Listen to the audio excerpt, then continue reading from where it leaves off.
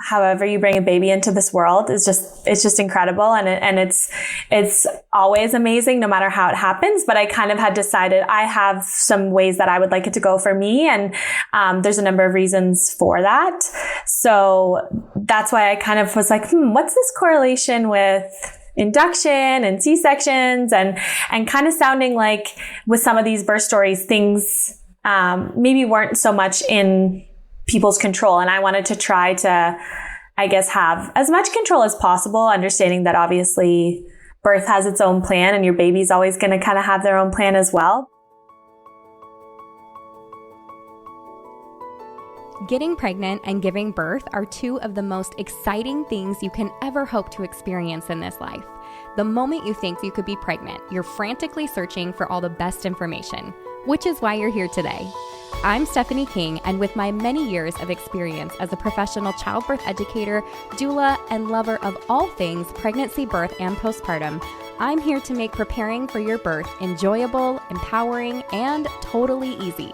Each week, I'll cover different topics, interview professionals, and get into the nitty-gritty birth stories from mamas just like you. And when you're ready for more, you can join me in the My Essential Birth course at myessentialbirth.com, where I take you step by step through exactly how to prepare your mind, body, spirit, and partner for a birth you love. So let's get started.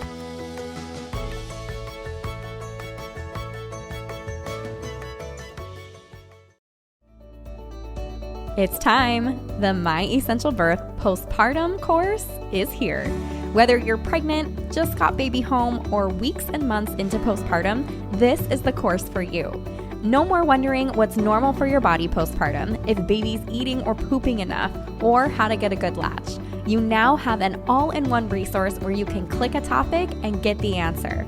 Learn more at myessentialbirth.com/postpartum and add it onto the My Essential Birth course for even less when you bundle them at checkout. Already in the course? Check your student library and add the course for the same discount. I can't wait to support you on your postpartum journey. This week's reviewer of the week is from Dr. Cairo, and she says pediatric/prenatal chiropractor and first-time mom. She said, as a pediatric and prenatal doctor of chiropractic and pregnant for the first time, this has been such a fun podcast to listen to. I work within the birth world, and I'm still learning new things during each episode. Planning my first natural birth in a birthing center in October, and excited to have found a podcast that aligns with my views. Yay! I love reviews like this. I appreciate you being here and for learning along the way. And I want to tell you that I really appreciate the work that you're doing with moms, because yes, we need more chiropractors that know how to work with pregnant and postpartum moms in order to get their body ready for birth and to protect it once birth is over. So thank you for your service and everything that you do for women as well.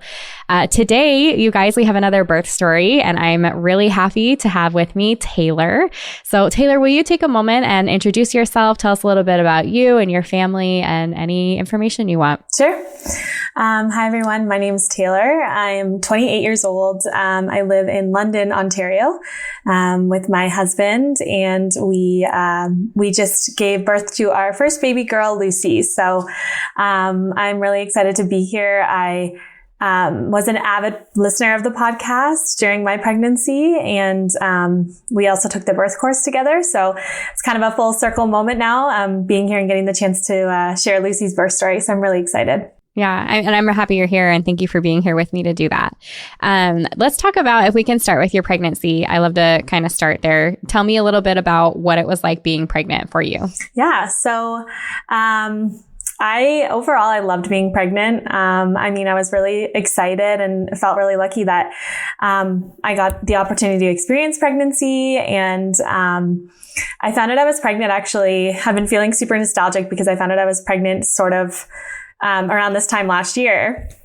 And I was just thinking about what those original feelings were like. And it was kind of a crazy story when I found out I was pregnant, because I had this moment where I was going somewhere and I just wanted to know. I had a feeling, and I was like, I'm just going to say a little prayer, and I'm just going to ask for a sign, and I'm going to see if I can, see kind of a confirmation, because it was too early for me to take a test.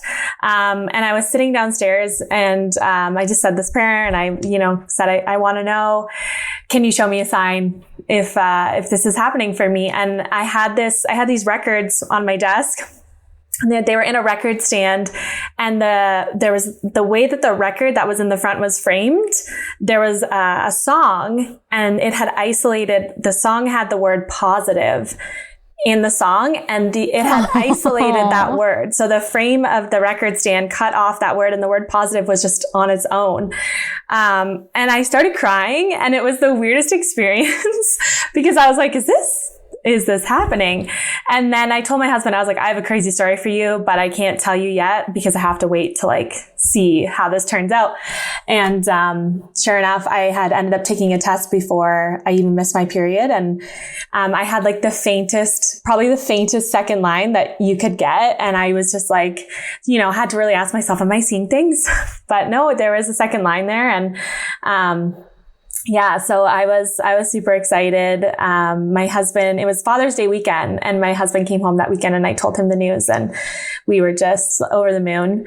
And so early on, I knew that I wanted to work with midwives. So I had got connected with the midwives pretty early on.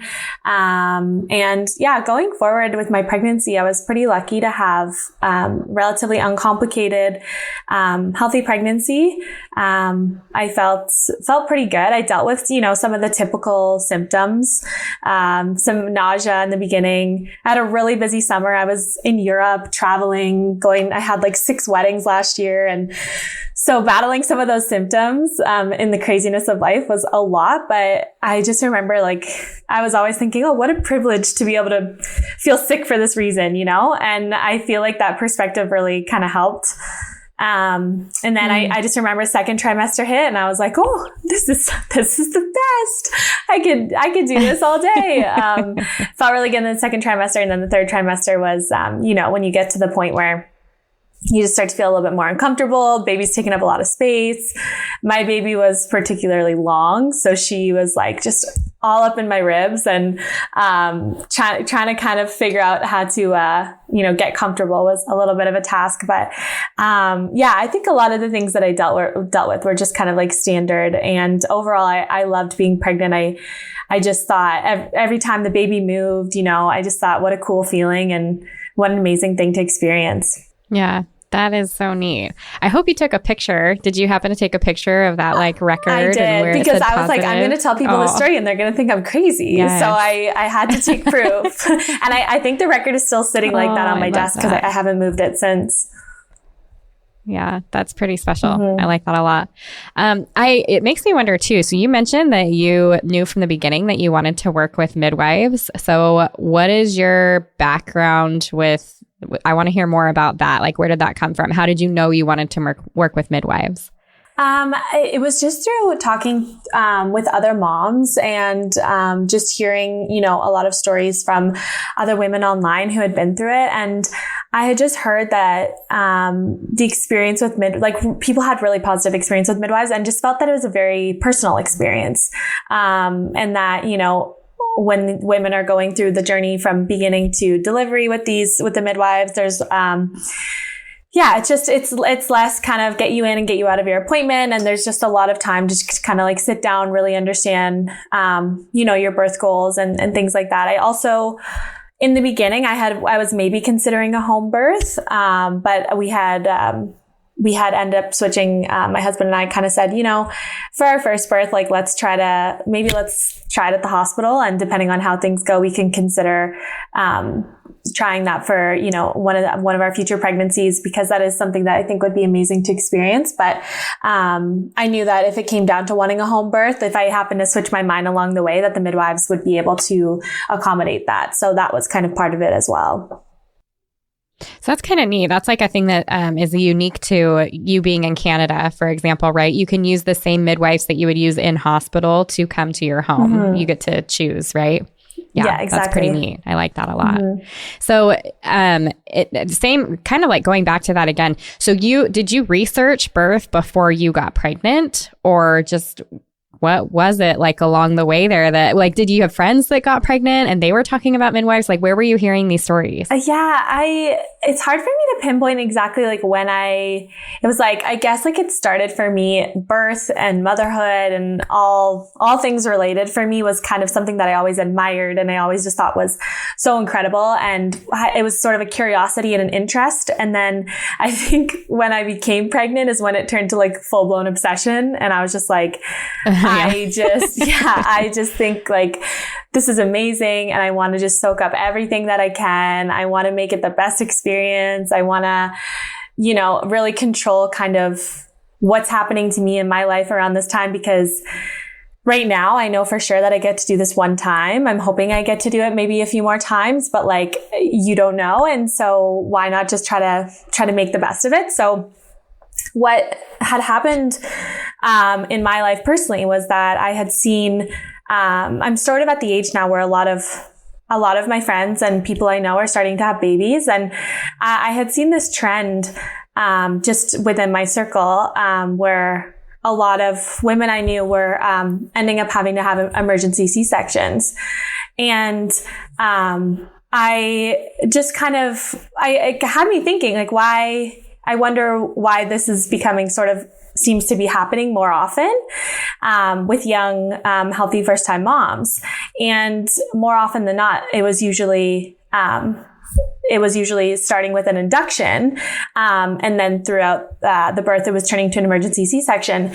So I kind of started looking into things and wondering, I wonder if there's things that maybe can, increase your chances of that happening, or,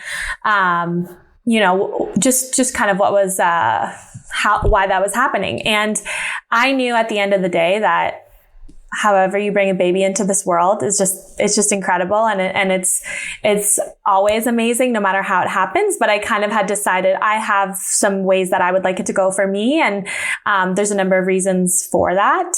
So that's why I kind of was like, what's this correlation with induction and C-sections and kind of sounding like with some of these birth stories, things, maybe weren't so much in people's control. And I wanted to try to, I guess, have as much control as possible, understanding that obviously birth has its own plan and your baby's always going to kind of have their own plan as well. But, so I just thought that was interesting and, thinking, birth is such a natural thing that has been happening for, forever. And, it just didn't seem that it lined up for me for there to be needing so much intervention, I guess. I'm obviously not a medical professional, but, I just wanted to look into things and be as informed as possible, I guess. Yeah. You spoke a lot of truth, and that's kind of, I love it so much. Like everything that you just said, I think is really important for other moms to hear. Even like, you're like, I'm not a medical professional, No, you're not. And you don't have to be. Like all of those things that were attractive to you or that piqued your interest or made you curious. I think those are all like natural, innate things that we have as mothers that that was a natural thing to wonder, like, wait, why is that happening? Yes, this is a normal occurrence. So why are we medicating it the way that we are? So all of that, I love it. I love that you just went into detail on everything that you discussed there. Thank you. As far as pregnancy goes, you said it was like pretty easygoing and all of that. So did you have any concerns with providers? Did you have any change of providers? Was there anything that happened during your pregnancy? Any tests that came back funky or anything that you kind of you came up against during your pregnancy? No, I would say, so I worked with a team of 4 midwives. And so it was a little bit strange because it was like, I'd only see them every few appointments. Sometimes I only saw, some of the members on my team once or twice, but, I feel like they were really supportive of it just really felt in alignment with, my birth goals and, my pregnancy and everything. They were really understanding and supportive and, really informative when I had any questions. And I felt really comfortable kind of, with them leading the way and taking me through my first pregnancy. So I was really thankful for that.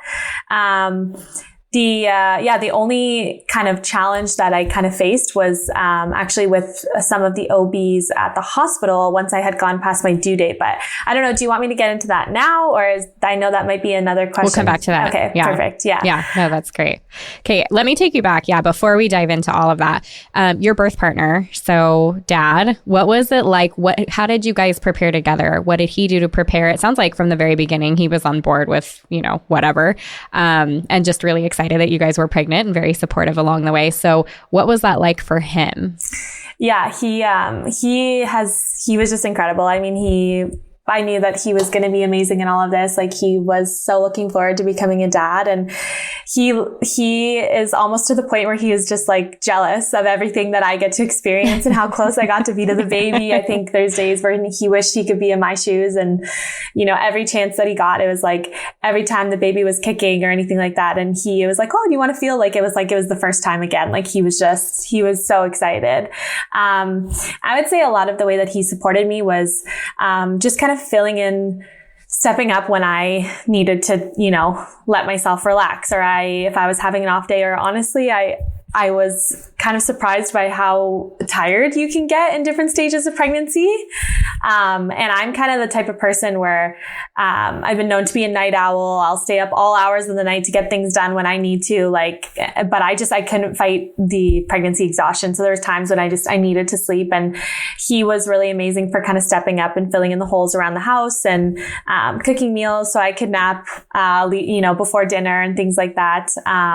Bringing me little treats whenever I had a craving, which in Canada was often an ice cap. I don't know if you guys are really into the ice caps as much from Tim Hortons, but that was my big thing. So, when I just wanted to have a bath, he'd come home after work with an ice cap, and I was like, oh, I could get used to this. Yeah, so he was really amazing that way, just like understanding like when I needed to rest and when I needed to just kind of focus on me and take care of my body. And he knew I was carrying that precious cargo. So I think he was more than happy to let me have those moments that I needed. And the other impactful way that he was really there for me was when we started taking the birth course together. And I think that was amazing because he knew my birth goals, but I don't think he fully understand why. Like, he was just kind of like, well, people have been doing this forever, and the professionals kind of know what they're doing, and they're just going to guide you down whatever path makes sense. And so why do you need to do all this kind of research? And what is there to even know, really? Like, at first when I mentioned the birth course, he was kind of like, is this really necessary? And then when we took it, he was like, wow. And I think he felt empowered too. And he was like, I love that I have all this information and that I can carry myself now in conversations with people because I feel so informed. And it was really nice to have that time to set aside working through the birth course together, to sit down and really focus on the pregnancy and it was just like a nice bonding time as well for us to sit down and work through that together. So we love that. Yeah, that's awesome. Which kind of leads me into my next question of like, tell me exactly what you guys ended up doing for birth prep. Where you think there are things that like, I did these every day, I was very consistent with them, or we did these things together. What did that look like for you in preparation for coming up to birth? So, in the first couple of trimesters, there wasn't a whole lot. I was mainly I was trying to be conscious of what I was eating, and making sure that I was keeping my body moving. So I was eating relatively healthy. Obviously especially in those early days, there's some days where it's a little bit more challenging, but I kind of just told myself, if you fall off the wagon a little bit, you can always get back on. Like, you don't have to throw all your efforts away. If you have a couple days where you need to give yourself a little bit more grace, that's fine. Just like get back into it. Make sure, you're getting your protein, your fruits and veggies, taking all my vitamins, things like that. That was kind of like the main focus in the first couple trimesters. And then also, fairly early on, I had started with the 3 daily exercises. So I was doing that a lot. And, I liked that it gave me, the exercises were something that were so simple that gave me something to feel like I was like, actively doing something every day for my body and for the pregnancy. And I really like that because I feel like for most women who are usually working while they're pregnant, and busy with everything else going on in life, you can kind of, your pregnancy can kind of fly by. So it was nice to have those things every day to just take some time to connect with me, my body, and my baby. And then it was, in the third trimester that I started to get, really kind of like zone in on like, okay, my pregnancy really is kind of the top priority in my life right now. Everything else is more background noise. So I was really adamant with my daily walks. It got a little bit interesting near the end, being in Canada with the winter and taking my dog out in the third trimester, but I made sure that I did that. And I loved actually listening to the podcast. So it was like, it kind of went hand in hand. I really looked forward to my daily walks, getting to listen to a podcast. A lot of the times it was My Essential Birth. Sometimes there was other podcasts where I just listened to birth stories. I was always listening to positive birth stories. I was obsessed. I could listen to birth stories endlessly. And I was also in the evenings, I was listening to like birth meditations and affirmations and things like that. I had printed off the birth affirmations actually provided with the birth course, and I set them on my dresser. And in the morning, I would read 3 out loud, and then when I went to bed, I would read 3 out loud again. I was just really near the end trying to get into a really positive headspace. And then in the final month or so is when I had started drinking the red raspberry leaf tea every couple times a day, eating the dates. I was diffusing a little bit of like clary sage oil. I think that was most of it. I tried to do a little bit of curb walking. Again, that was a little bit difficult in the winter here, but I was bouncing on the ball like crazy. I really liked that as well. And then, my stretching routine, it just got a little bit more elaborate because my body was starting to get a little bit more uncomfortable. So I started with the 3 exercises, and then I added on a few extra things just for, just general, relief for the aches and pains. Yeah, that's awesome. It sounds like you did all the right things, intuitively listened to your body. I even like the stretching, the extra stretching and stuff. And by the way, like seriously, I love stretching when I'm pregnant, that relaxing and stuff. And you're like, oh, just everything feels so lengthened and strong, and it's beautiful. I love it so much. Yeah. Okay. So you said that you came up to some stuff towards the end of your pregnancy. So let's talk about that and then kind of move into the birth. Okay. So I had sort of anticipated, I knew first time moms typically go over their due date. So mentally I was like, we're probably going to go a little bit late. So I had that in mind. I had an original due date, that was based more on my cycle. And then when I went for my first ultrasound, my due date actually got bumped up a little bit. And then consistently throughout my pregnancy, all my appointments, I was always measuring, 2 weeks behind. So I was measuring on the smaller side. So just knowing that, I was kind of like, my due date got moved up and I'm measuring on the smaller side. I feel like my baby's probably going to end up hanging out in there a little bit longer to do a little bit of extra growing. And I also was just operating with the due date kind of very lightly, knowing that it is essentially a guess date. My due date rolled around, no baby. And then, a week later, so by the time I was 41 weeks, my midwives were, wanting to talk about, the options with, induction. And that was kind of like, I was sitting there thinking, this is exactly what I didn't want. And I knew that at the end of the day, like I don't have to get induced if I didn't want to, but I knew that as more time went on, I was going to have to force myself to be a little bit stronger to advocate because the pressure was going to get more intense as I went further past my due date. So my midwives, I actually had one on my team early on. She had mentioned to me, she said, well, I've actually had a lot of, women lately who have had success with the midwives brew and using castor oil to induce their labor, and they actually avoided their induction completely. They had a lot of success with that, and I was kind of like, okay, I had that in the back of my mind, but I didn't really know what that was or what that meant. But I liked the sound of that. I liked that there was maybe another option. So I had talked with my one midwife at 41 weeks, and we had sent I'll admit I was a little bit kind of feeling a little, okay, maybe I should do this, and had set a tentative induction date. And then they called me at home, and I was like, I think I want to push it. So I had managed to actually push my induction date, I think 2 or 3 different times. And I kind of was kind of dragging them along, like, oh, can I have a couple days? Can I have a couple more days? But the thing was, I was feeling really good, and I was feeling good. My baby was feeling good. They sent me for 2 non-stress tests. And the heart rate was sounding good. The second non-stress test, they checked the fluid. And they said, the baby still had a good amount of room in there, and baby was doing fine. So it was so strange to me that there was all this pressure of we got to get the baby out. And I'm like, but it doesn't feel that way. Physically, it doesn't feel that way. And just my natural instinct is we are good.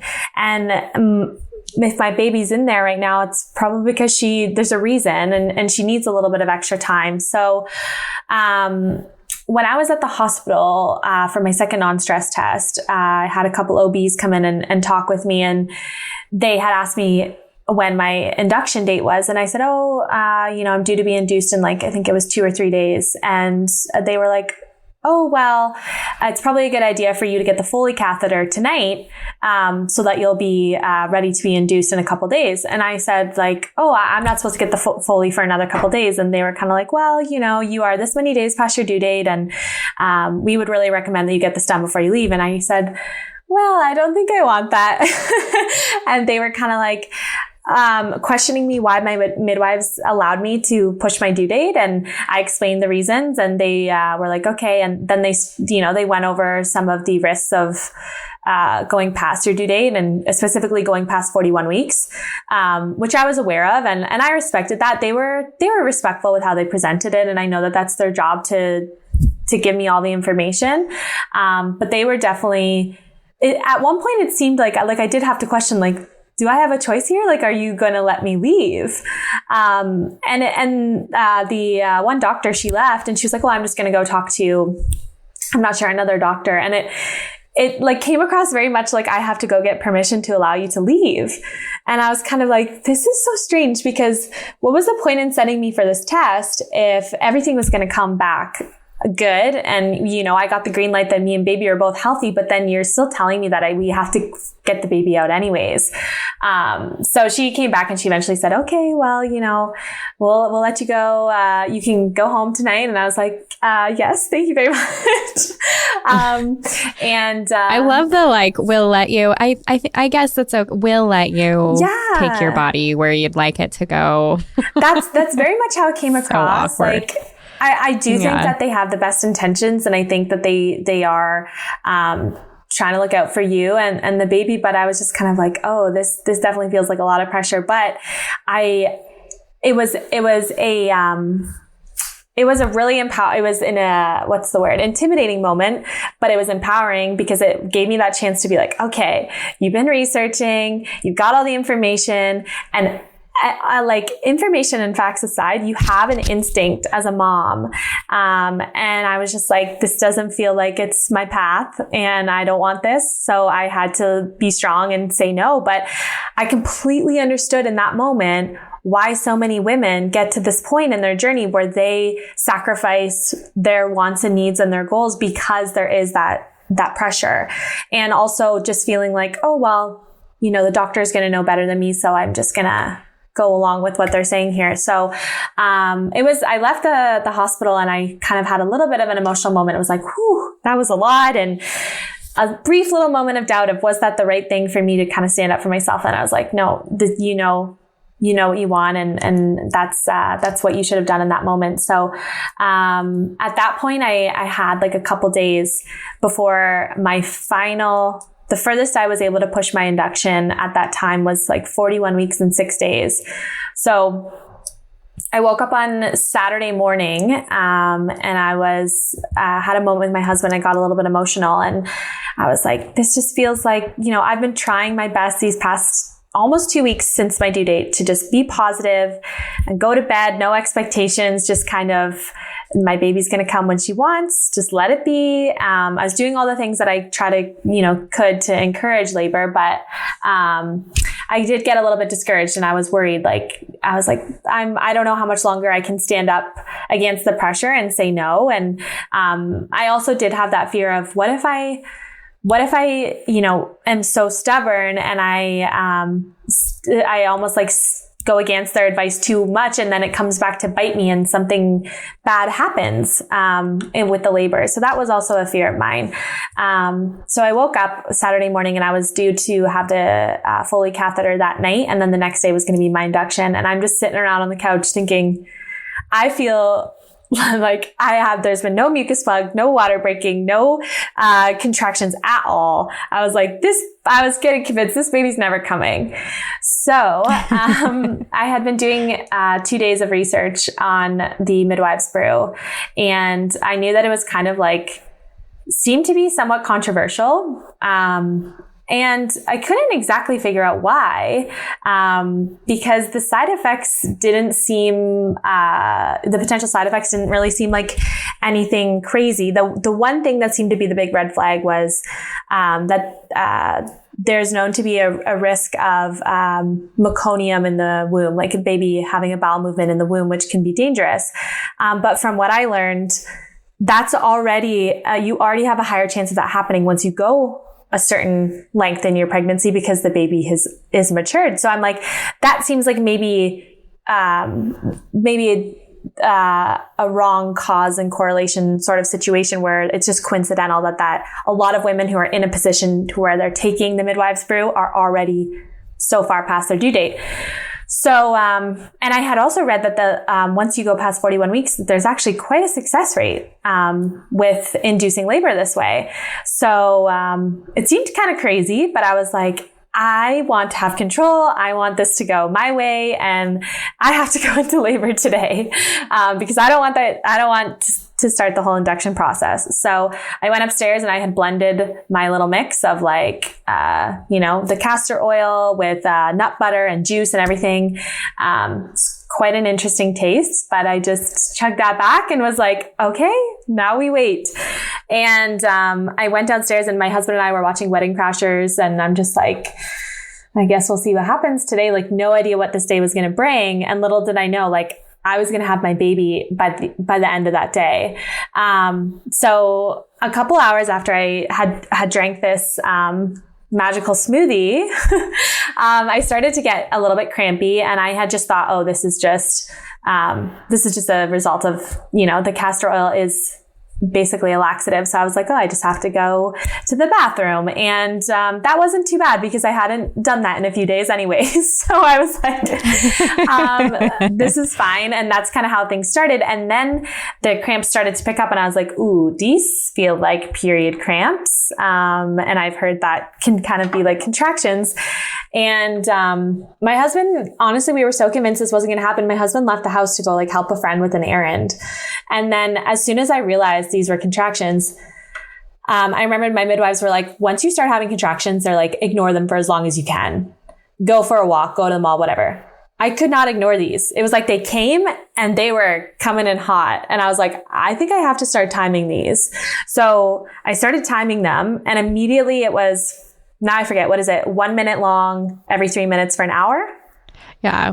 4 minutes apart, 1 minute long for an hour. Yeah. So as soon as I started timing, that was the pattern that I was on. So I was whoa, okay, things are happening. So I called my midwife and I called her in the morning and they wanted me to let them know when I was going to take the midwife's brew, just so they it was on their radar. And I called her a few hours later and was yeah, I think I need to go to the hospital. And she was kind of are you sure? And I was yeah, I've been timing and things are pretty intense. So obviously we had our hospital bag packed and everything. And, the hospital was only 10 minutes from our house, but the car ride to the hospital was already at a point where it was pretty uncomfortable. And by the time I got admitted, I was 4 centimeters. And that was at that point, that was only the second cervical check that I'd had. And it was ooh, that was quite the experience having that while you're in the middle of contractions. My husband was a little bit alarmed. He's that was a lot to see you go through. But then I was admitted into my room, and things started off. It was just so sweet. Like, my midwife's like, okay, like, do you want some Jello? Do you want to get in the tub? Like, we were just playing music. My husband was taping my affirmations. He packed them. He was taping them around the room. And I was like, oh, wow, this is so cool. Like, I didn't know. I mean, I learned, but who would have thought that birth could be so like, you get to set the stage, you get to create the space that you want. And, I was like, yeah, I'll have some Jello. And I got in the tub and was eating the Jello and feeling good. And like, oh my gosh. You're like, where's my ice cap? Yeah. Oh my gosh, honestly. But it didn't matter. It's probably a good idea that I didn't have the ice cap, because immediately after I had the Jello, I threw it up. Yeah, that is good. Yeah. So, I got out of the tub, my poor midwife, I basically threw it up on her. And I was just like, I'm so sorry. From that point on, I had a lot of vomiting during my labor. And that was probably very much to do with the midwives brew. So I will definitely caution that is a known side effect. So that was a little bit of a struggle, because I was like, I was getting a little bit dehydrated.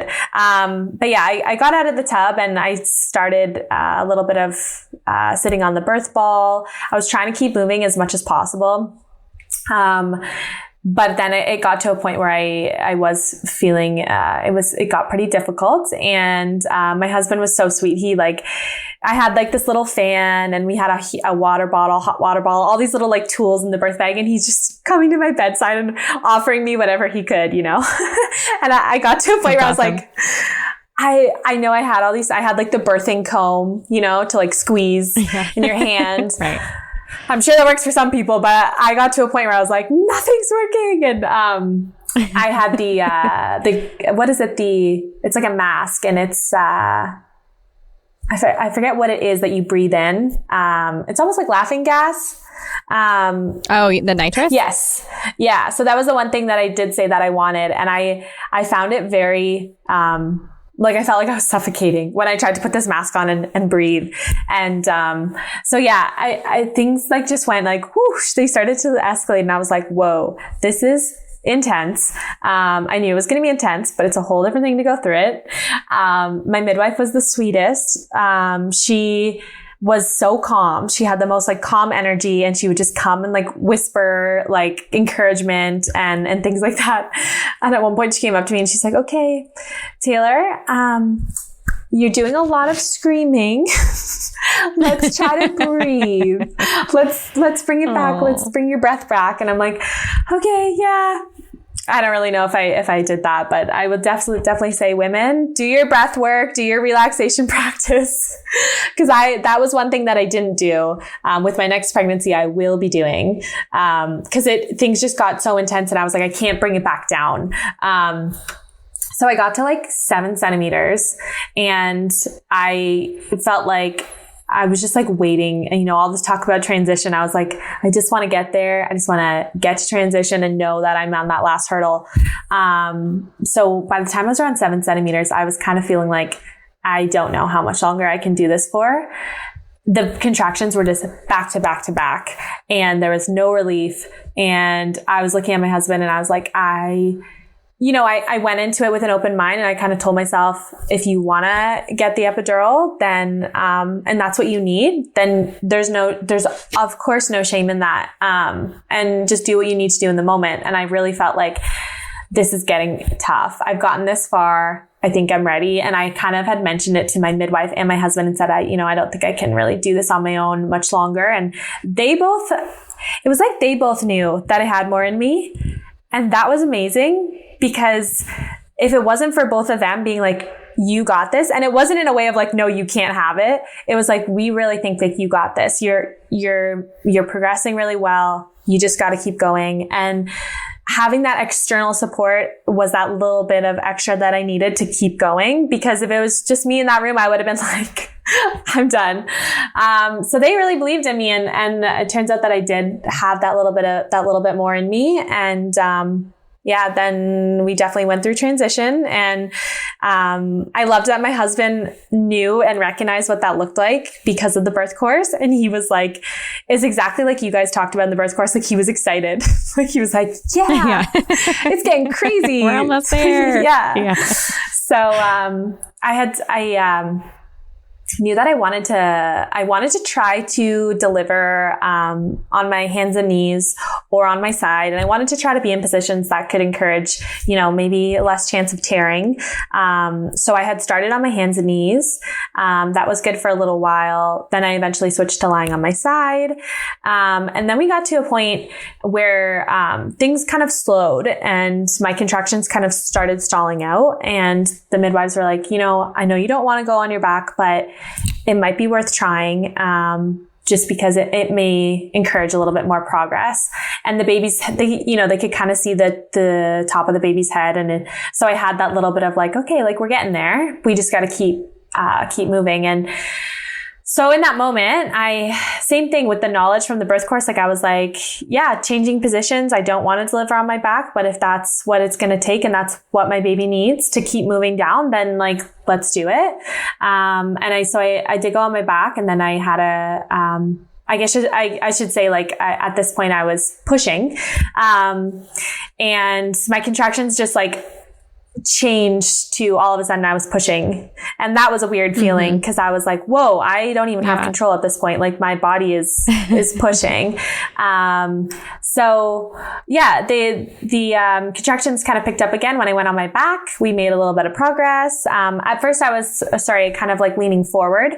And then I ended up having to go like completely flat. And when I did that, I made a ton of progress. I had a couple of really good big pushes, and like, at this point, the second midwife had arrived and they were both like, that was amazing. Like that really got the baby moving kind of thing. And that was so encouraging to hear. And I was like, okay, like that's awesome. How cool that you have this, the choice and the freedom of movement to try these different positions and work with your baby, because your baby's like, I need something else, mom. You gotta give me something else here. And to see that response that, hey, that worked, was really awesome. So, my husband, he saw the head and he kept saying, oh, you're so close. You're so close. I think he was saying that for like an hour. And I was like, as soon as he saw her, he was just like, the baby's almost here. And I was like, honey, that was definitely a first time dad mistake. Like for the next time, like, don't tell me I'm so close, because you didn't actually know and you were giving me false hope. But yeah, he was like, the look on his face and knowing that he could see the baby, I was like, it was just such an incredible feeling. They kept asking me if I wanted the mirror. And I was like, I don't think I want it, because I don't want to feel like I'm so close and then still have all this more work to do. So I'm like, I just want to keep going. And, then had the, push through the ring of fire, which, my personal opinion is that the ring of fire is nothing compared to your worst contractions. I think the contractions were a lot more difficult to work through. The ring of fire was just like, okay, yeah, it's a little bit fiery. And then she was out, and my husband and I didn't know the gender, so we were waiting for that moment. And I am so happy that we did, because that was an incredible moment. And we were both so convinced it was going to be a girl. So because of that, it was a girl, and she came out, and he was like, he forgot to announce the gender as he's passing her to me. I'm like, what is it? And he's like, it's your baby. And I was like, oh my gosh. I every second in that moment felt like an eternity. Like I was like, I want to know. But he was just so excited that the baby was here, the baby was healthy. And then we did see it was a girl, and there are no words in this world to describe that moment of having your baby placed on your chest after the 9 months of, growing them and having them inside of you. And, those first snuggles were just so incredible. And we were soaking up all the skin to skin that we could. Funny detail. We did not have any meconium in the womb, but she ended up pooping on her way out somehow. So she came out with meconium like streaked across her forehead. And we thought at first, we're like, does she have like a funny little birthmark? Like, what's going on here? And then they're like, oh no, she pooped on her way out. And we're like, what an entrance. Like, yeah. And then, she started sort of crawling towards me and crawling towards my breast. And I looked at the midwife and I was like, do I feed her if she's kind of making her way there? And they were like, yeah, absolutely. And she kind of just latched on, and I was like, oh my God, how does she know how to do this? She just came into this world. So feeling that natural experience of connection between baby and mom was just like, oh my God, this is just amazing. I've never experienced anything so incredible in this world. So I thought it was amazing. And then, the another incredible thing was just how good I felt right after I delivered my baby. Like, the contractions started again after she was born to push out the placenta. And I was like, oh no, I can't do this again. And then my placenta came out 5 minutes later, and it was nothing. And my husband was so amazed and in awe of the placenta. Like, he was like, that is so cool. We got a nice photo of it. So then they came in. I did have a small tear, which I kind of was preparing. Like, it seems like tearing is kind of inevitable to some extent. Like, it seems like you're one of the lucky ones if you don't tear at all. So the OBs came in and they were like, my legs are up in the stirrups, and they're just like, oh, that's a nice healthy tear for a first time mom. And I was like, okay, awesome. And they were stitching me up, and I remember that was one of the things I was most afraid of. I was like, oh my gosh, needles and stitches down there, and that's scary. And my baby was out. That was like nothing. That was like, I was so unbothered, and I was just so captivated by her and caught up in the moment with her. And then I transferred her over to my husband, and he got some skin to skin in, and I got to go have a shower right away. And I was like standing in the shower, and I'm like, how is this? What's happening? She was born at 11:45 that evening. So she just made it in time. March 11th was her birthday, and that was actually my 8-year dating anniversary with my husband.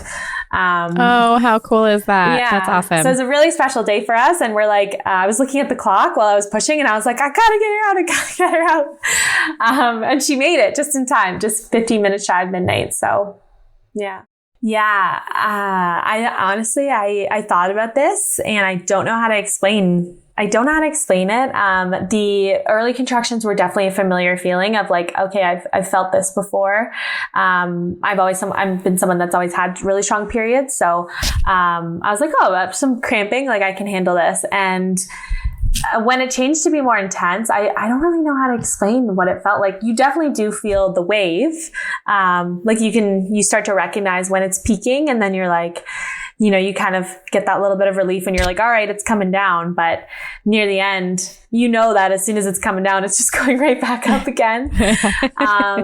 So yeah, I don't know. I was, when it was Were happening, you feeling like intensity or pressure or pain? Like, how would you describe it? And where, like, which part of your body were you feeling it? Were you feeling it in your lower back? Did you have any like pressure or pain in your upper or lower abdominal? Was it kind of your whole stomach? Yeah, it kind of felt like my whole stomach. I didn't really have too much going on in my back.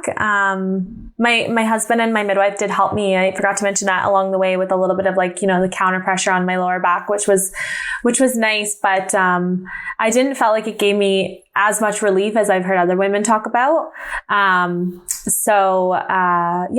just felt like a lot of pressure kind of all in my stomach, and, really just a very, very intense, sensation. So, but coming out the other side of those is like, wow, damn, anyone who's done this, kudos to them. They are superheroes, because my husband, he was telling everyone, he's like, I have never seen anyone go through something like that and come out the other side. Like, he just had a whole new appreciation. He's known me for like 8 years, and he was just like, wow, like I didn't know that she had that in her kind of thing. So, yeah. That's such a neat thing. Okay, you know that I like to end these episodes with the best advice to moms, best advice for partners. And you said you actually were able to ask your husband some of those things too. But first, let's hear from you. Like, what is your very best advice for moms that are listening and for partners that are listening? I think my advice is, there's so much with pregnancy and motherhood that's all about perspective, because it is simultaneously one of the most challenging things, pregnancy, birth, and motherhood, one of the most difficult things you will ever do in your life, and one of the most rewarding, beautiful things you will ever experience. So you kind of have to take all of it as part of the experience, the good, the bad, the hard, everything. And a lot of it comes down to your mindset and your perspective and how you want to look at things. And like I said, when I was pregnant, I just kept thinking, wow, what a privilege to be sick like this. What a privilege to be uncomfortable for this reason. And really, if you are one of the lucky ones that gets to experience pregnancy, I just think like soak up as much of it as you can. And I know some women have a harder time with it than others, but at the end of the day, getting to grow a life and bring it into this world is just such a privilege and such an amazing thing. So really protect, your mental space in the process and try to keep things as positive as you can. Surround yourself with people that are going to be really encouraging and really supportive, and know that knowledge is power. And, the more that you learn, the more empowered you're going to feel, and really tap into the natural intuitive instinct of birth and motherhood. And moms are superheroes. And no matter how your birth story turns out, there's a million different ways that it can go. It's going to be amazing. And anyone who does it is a superhero for sure. Yeah, I like that. What about for our partners? What do you have to say to partners that are listening? So my husband, he was really sweet. He had mentioned, he said, that his advice to dads is to really take the time to, soak it up as well, and really enjoy the journey with your wife. Let me see what else he wrote here. Oh, he said, be open to new information and learning, because I think he really realized how impactful that was for him. And he said to stay calm, be positive, and go the extra mile to support your partner. So I think a lot of it for him just comes down to getting involved and being there, and knowing that even though you're not carrying the baby, there's so much that you can do as a dad. And everything that I went through in pregnancy and bringing my baby into this world, I definitely could not have done it without him and without how present and committed and supportive he was. So dads, do not underestimate how important your role is as well. Yeah, that's all really good advice. Yeah. Thank you so much for your time today. What an incredible story. And I love that you have such a positive story that you get to share with other women, so that just like you were talking about, they can get in that good headspace. You'll be one of those people in their ear that they just get to like, yes, this is what I want. That's the kind of birth I'm hoping for. So that's pretty special. Yeah. But thank you so much for your time and for being here today, Taylor. Thank you so much, Stephanie. You've done an amazing job with this podcast, and you've created a really, really beautiful community. And I think you're definitely changing the lives of, you've helped change my life and many other women. So thank you for everything that you've done as well, and getting me the chance to have this full circle moment being on the podcast today. If you loved what you heard today, the very best way to support this podcast and help other moms to find it is to leave a quick review. I read one at the beginning of the episodes, and I would love for yours to be next.